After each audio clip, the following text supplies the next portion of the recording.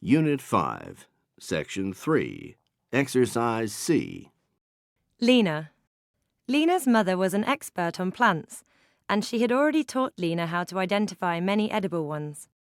They were examining a plant together one morning when Lena heard a loud noise and saw her mother fall to the ground. Lena was frightened, but she couldn't leave her. Suddenly, several men appeared and snatched Lena away from her mother. This sounds like a horrible kidnapping story, and it is, but Lena is not a human child. She is an orangutan, and her story is a common one in the forests of Borneo, one of only 2 remaining natural habitats of these gentle primates. A century ago, there were about 315,000 orangutans in Southeast Asia.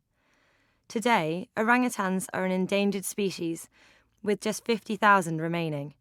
Lena's natural habitat, the Indonesian rainforest, is being destroyed at a frightening rate of speed, and over half of the rainforest has already been destroyed. A second problem is that orangutan meat is very popular, despite the fact that it is illegal to kill these animals.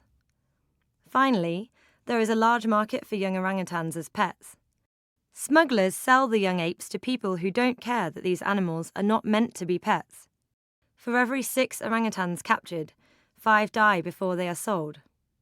Fortunately, Lena was a survivor, but not before suffering great cruelty. She was sold to a vendor who tried to sell her in a street market, but the man was unlucky and no one bought her. Days went by and he gave Lena barely enough food and water for her to survive.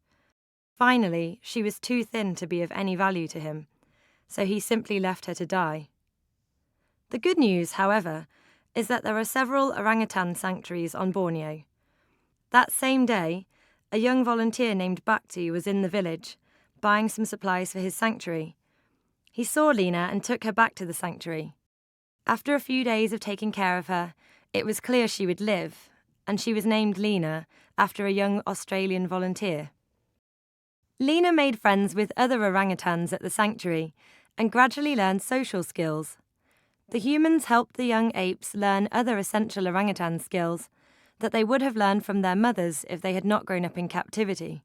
In the wild, young orangutans stay with their mothers for 8 years and learn from them how to identify edible plants and fruits, how to build nests, and how to use sticks as tools to open fruits.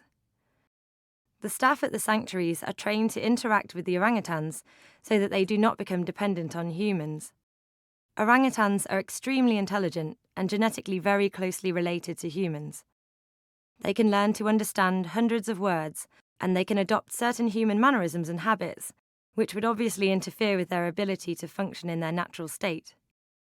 After 3 years, Lena and several of her companions were ready to return to the forest. They had completed a long rehabilitation process to learn to be independent. On the day of their release, they were taken deep into the forest, far away from the sanctuary. When they were released, they looked at the humans for a few minutes, unsure of what to do. But then, one by one, they climbed into tall trees and began their new lives as wild orangutans. Lena would go on to have 4 babies and live happily into old age.